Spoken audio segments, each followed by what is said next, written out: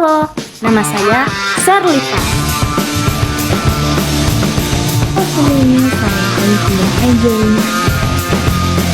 Halo semuanya, saya Syifa.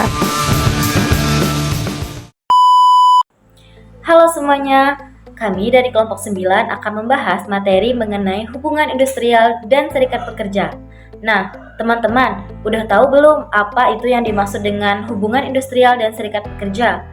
Jika teman-teman belum tahu, yuk simak video berikut ini. Hubungan industrial adalah hubungan formal antara kelompok manajemen dan kelompok pekerja dalam suatu organisasi yang menyangkut seluruh aspek dan permasalahan ekonomi, sosial, politik, dan budaya.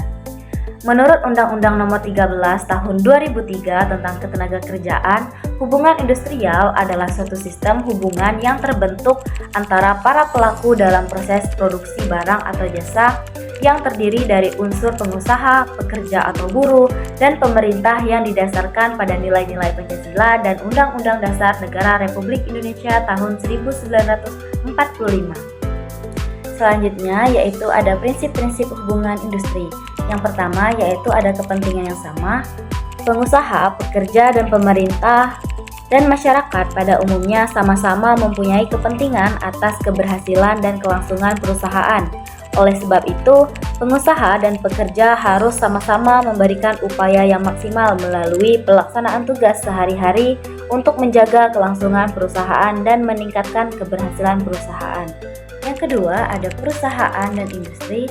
Perusahaan merupakan sumber penghasilan bagi banyak orang.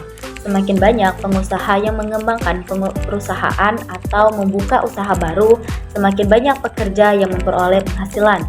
Semakin banyak perusahaan yang berhasil meningkatkan produktivitas, maka semakin banyak pekerja yang memperoleh peningkatan penghasilan. Dengan demikian, pendapatan nasional akan meningkat dan kesejahteraan masyarakat akan meningkat pula. Yang ketiga, ada hubungan fungsional. Hubungan fungsional yang dimaksud adalah pengusaha sebagai pemimpin mempunyai fungsi menggerakkan, membina, dan mengawasi, sedangkan pekerja mempunyai fungsi melakukan pekerjaan operasional. Yang keempat, ada bagian dari organisasi. Pengusaha dan pekerja merupakan anggota keluarga perusahaan. Sebagai anggota keluarga, mereka harus saling mengasihi, saling memperhatikan kepentingan yang lain, dan saling membantu. Dengan demikian, bila timbul masalah atau persoalan harus diselesaikan secara kekeluargaan, tidak secara bermusuhan. Yang kelima, ada mengurangi perselisihan.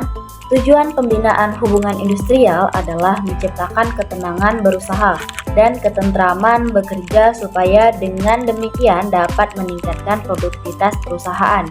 Untuk itu, masing-masing unsur mitra sosial, pengusaha, dan pekerja harus menjaga diri untuk tidak menjadi sumber masalah dan perselisihan. Dan yang terakhir itu ada kesejahteraan bersama. Peningkatan produktivitas perusahaan harus dapat meningkatkan kesejahteraan bersama, yaitu kesejahteraan pengusaha dan kesejahteraan pekerja. Nah, selanjutnya yaitu ada hubungan industrial.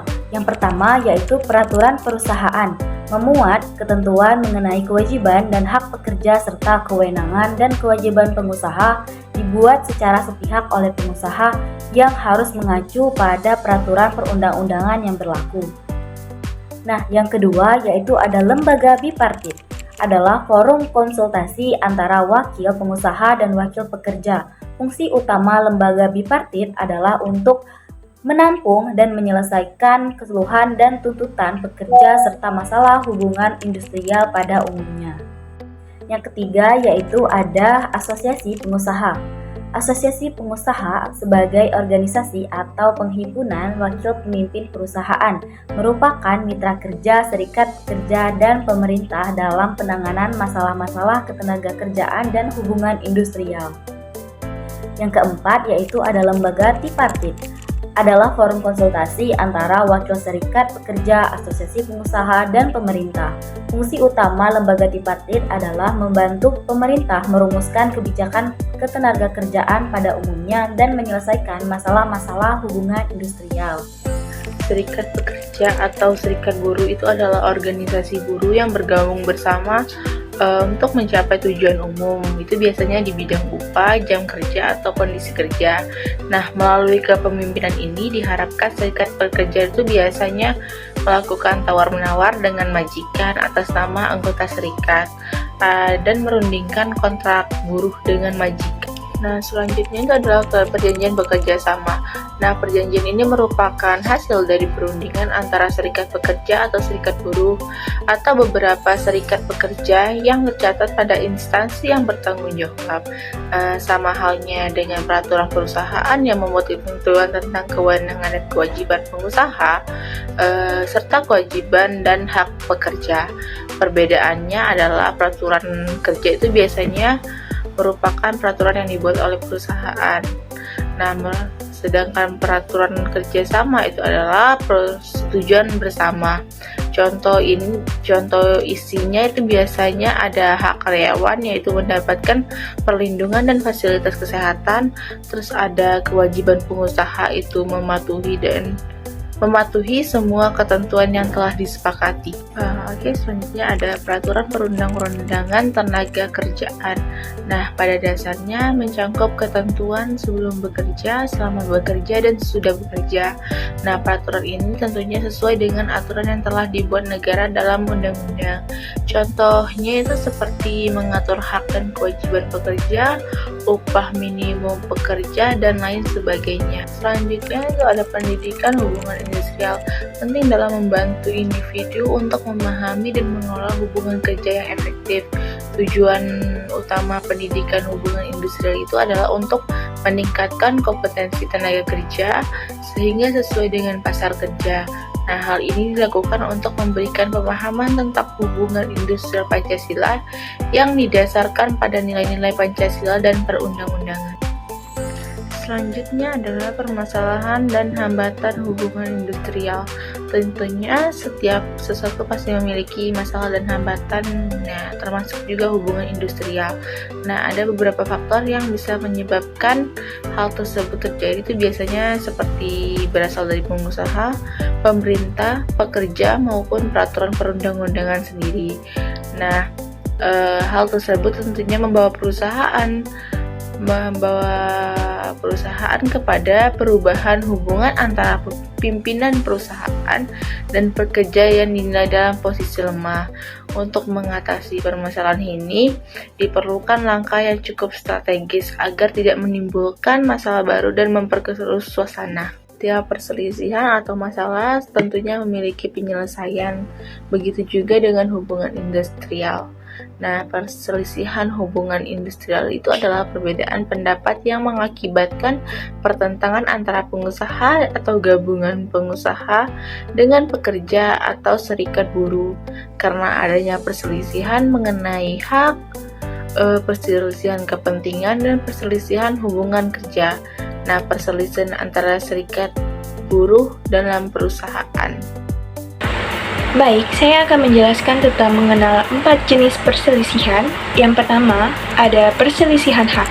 Perselisihan hak timbul karena tidak dipenuhinya hak, di mana hal ini timbul karena perbedaan pelaksanaan atau perbedaan penafsiran terhadap ketentuan UU, PK, PP, atau PKB. Yang kedua, ada perselisihan kepentingan. Perselisihan kepentingan timbul karena tidak adanya kesesuaian pendapat mengenai pembuatan dan atau perubahan syarat-syarat kerja dalam PK, PP, atau PKB. Yang ketiga, ada perselisihan PHK. Perselisihan PHK timbul apabila tidak adanya kesesuaian pendapat mengenai pengakhiran hubungan kerja yang dilakukan salah satu pihak. Yang keempat, yaitu perselisihan antara serikat pekerja atau serikat buruh dalam satu perusahaan. Perselisihan antara SP atau SB dalam suatu perusahaan karena tidak adanya kesesuaian paham mengenai keanggotaan, pelaksanaan hak, dan kewajiban keserikatan. Kalian tahu nggak sih apa itu serikat pekerja?